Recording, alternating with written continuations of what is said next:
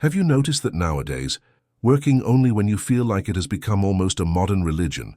But I'll tell you something that might bother you. Your life isn't stuck because of a lack of motivation. It's stuck because your brain has been trained to avoid any real effort. It wants quick pleasure, easy stimulation, immediate reward, and this destroys your discipline without you even noticing. And here's the part many people don't want to hear. You don't need inspiration. You need inner command. Strong people don't wait to feel. They act.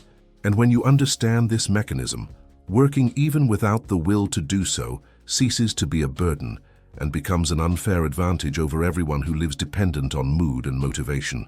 If you feel like your mind is sabotaging you, that you decide to start something and end up running away without realizing it, stay with me, because today you're going to understand exactly why this happens and how to take control of your own brain before another year of your life slips through your fingers.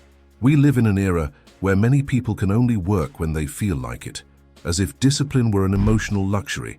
This mentality stems from the hyper-stimulated society in which you are immersed: constant notifications, rapid dopamine release, endless entertainment.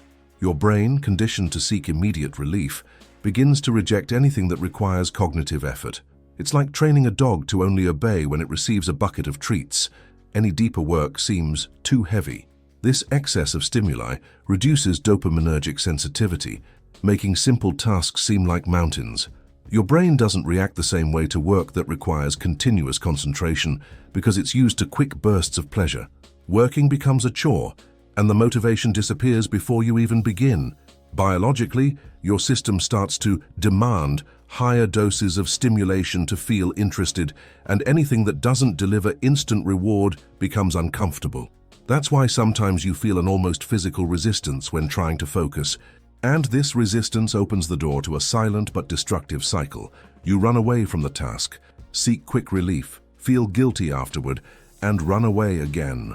This loop creates professional stagnation, limits your growth, and pushes you into a life where nothing truly progresses. Each small escape reinforces the habit of avoiding deep work, and your brain learns that escaping is more comfortable than facing it. When you combine this biology with the current environment, a perfect storm is born that sabotages your evolution. And precisely for this reason, the next step is to understand how to reprogram this conditioned brain. When a person starts working, even when they don't want to, something much bigger happens behind the scenes. They are literally shaping their brain. Every time they choose to complete a task instead of avoiding it, they create new neural connections responsible for self-control. Similarly, each avoidance reinforces networks linked to immediate pleasure. It's pure neuroplasticity. The brain learns from what you repeat. And just like a muscle, it grows in the direction of effort, not in the direction of ease. A simple tree diagram would show repetition, habit, identity, life trajectory. The ancients already spoke of this in a different language. For them, character was built through the practice of what is right, not what brings pleasure. They understood that working without depending on willpower was a virtue, a path to becoming someone reliable and strong. Today, science confirms what these philosophers already knew. Acting before feeling is more efficient than waiting for inspiration. The feeling is born after the action, not before. When you understand this, you stop waiting for motivation and start creating momentum, and it is at this moment that discipline ceases to be suffering and becomes direction. Behavioral psychology shows that the human cognitive system functions best after the start, never before. In other words, you only think clearly after you begin. That's why disciplined people don't consult their mood or desires before working. They simply get moving. The more you repeat this cycle, the more your brain internalizes the identity of someone who does what needs to be done. And it is this identity that redefines your entire trajectory. Now, to continue building this inner strength, you need to confront the greatest modern enemy, addiction to immediate gratification. Many people think they can't work because they're lazy, but the problem is something else. It's an addiction to quick stimuli.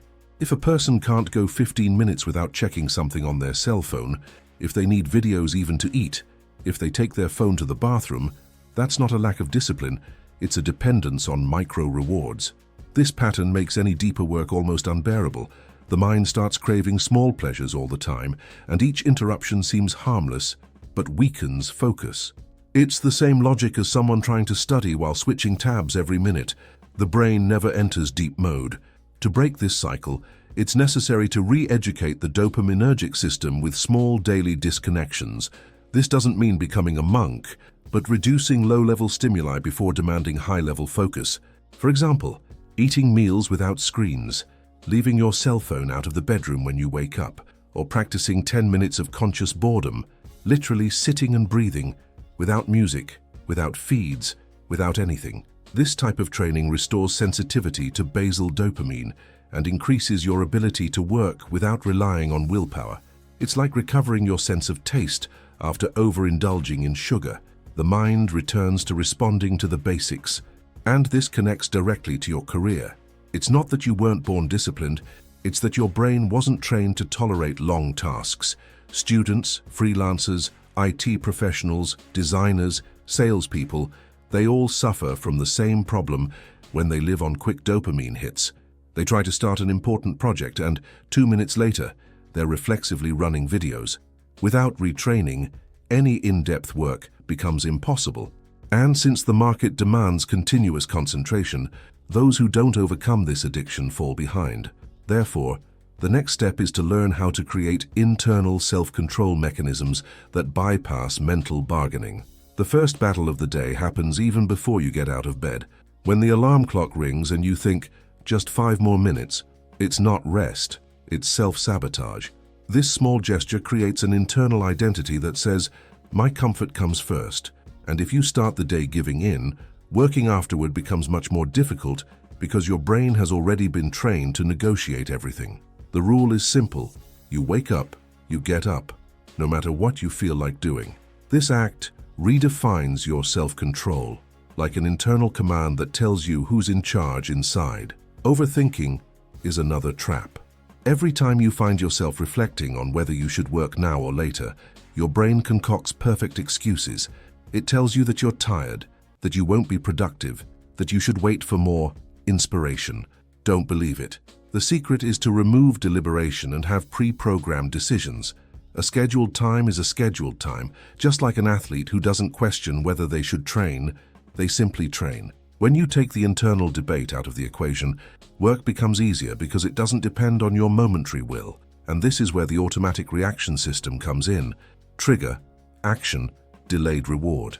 For example, study time has started, open the notebook and start the task immediately. Or arrived home, 10 minutes organizing the environment before any leisure. This creates a brain that responds automatically to what needs to be done without asking for emotional validation. Over time, your work ceases to be something you need to convince yourself to do and becomes the natural state of your day. And this prepares the ground for something even more essential, the environment where this discipline will operate. Many people think they lack discipline when, in reality, they lack an environment conducive to work. The environment always wins over willpower, always. If your cell phone is nearby, you'll pick it up. If there are visual distractions, your mind will wander. If your space reminds you of rest, your brain will crave rest. It's impossible to fight constant temptations and emerge victorious. It's not about having more focus. It's about eliminating saboteurs that prevent focus. And real discipline begins when you create a space prepared for deep work. Therefore, you need to transform your space into a kind of focus trench. It doesn't need to be beautiful, it needs to be functional. A clean desk, essential items, and nothing more. Zero superfluous stimuli. No TV on, no cell phone within arm's reach. Nothing that pulls your attention away from work. When the environment communicates, this is where we work, your brain responds differently. It's like entering a gym. Just stepping inside, you already feel it's time to act. The same applies to the study and work environment. And never fall into the trap of just 5 minutes on Instagram. This destroys your concentration for up to half an hour, and you don't even realize it. Your brain doesn't know how to recover quickly after a micro reward. It's like asking a car to go from 120 kilometers to 0 and back to 120 in a few seconds. It loses its rhythm. That's why permissive environments create scattered minds, while disciplined environments create strong minds. This is where the real battle begins. And this is where you need to decide if you want to remain a hostage to impulse, or if you will learn to use discomfort as a tool for evolution. Pain has always been one of the most efficient teachers of human development. Every moment you face discomfort at work, even unwillingly, strengthens parts of your character that don't grow in comfort. Avoiding pain is avoiding evolution. It's that simple. The most resilient people you know were shaped in situations where there was no choice but to continue. It's the daily micro-sufferings that build the necessary resilience to face complex tasks and long hours. And this strength doesn't come from pretty words, but from practice. Modern society has created an unrealistic expectation that everything needs to be easy, pleasurable, and instantly rewarding. This destroys ambition. People want extraordinary results with zero discomfort, as if hard work were a flaw. But the truth is the opposite. Every real process follows the path discomfort, resistance, strength, competence. It is on this path that the individual transforms, and discomfort is the mandatory toll of a strong life. If you observe carefully, anyone who has built something solid has had difficult days that almost no one saw. And there's a simple metaphor that explains this. Agriculture. You plant before you harvest. In the beginning, the land seems stagnant, the work is repetitive, and the urge to give up is strong. But 2 hours a day of accumulated discomfort over weeks completely changes your life. High-achieving professionals understand this cycle better than anyone. They've learned to enjoy the feeling after the effort, not the moment itself. And when you understand this logic, you begin to see that discomfort is precisely what prepares the ground for something much deeper, the emergence of purpose. People spend years searching for purpose, like someone looking for hidden treasure, hoping it will appear during a trip, in a beautiful phrase, or in a moment of enlightenment. But purpose doesn't arise from nothing. It is born from effort, usefulness, and daily responsibility. The more you work on something, even when the desire isn't there, the more your brain begins to see meaning in that path. Purpose is a consequence, not a starting point. It reveals itself to those who act, not to those who wait. True purpose is always linked to action. Being reliable, being useful, being strong, being someone who takes care of their own future, all of this is built through practice. And little by little, this set of small actions creates a stable identity that begins to guide your decisions. When you take responsibility for your work, your family, and your life, you stop seeking intense emotions and start seeking consistency. This change is what transforms fragile adults into solid adults, and it's what differentiates those who only dream from those who truly build something. Professionally, purpose is born when you develop to the point of becoming a reference in something, when you create real impact, when you help people, solve problems, and master skills that required months or years of continuous work. It is at this point that the trajectory begins to make sense, like a timeline. Action, repetition, mastery, perceived purpose. The more you move in this direction, the clearer it becomes that purpose is not found, it is shaped. And to keep this construction alive, you need a solid, almost sacred routine. Routine is what transforms effort into identity. When you wake up at the same time, in the same environment, and begin the same ritual, your brain understands that there is a structure, and structure creates stability. Work ceases to be a daily struggle against willpower and becomes a natural, almost automatic flow. Repetition consolidated over weeks hardens the mind, as if creating an internal road where you already know exactly where to go. That's why disciplined people don't think about what they need to do, they just do it. And to build this routine, starting small is crucial. Many people try to change their entire lives in a single day and fail. Instead, the focus should be on consistency. 1 page a day, 30 minutes of study, an hour of extra work done every day are worth more than bursts of motivation that only last an afternoon. If you have difficulty working continuously, reduce the resistance. Make the beginning so simple that it would be strange not to do it. Small steps create great directions. Ultimately, consistency trumps volume. It doesn't matter if you did a lot once.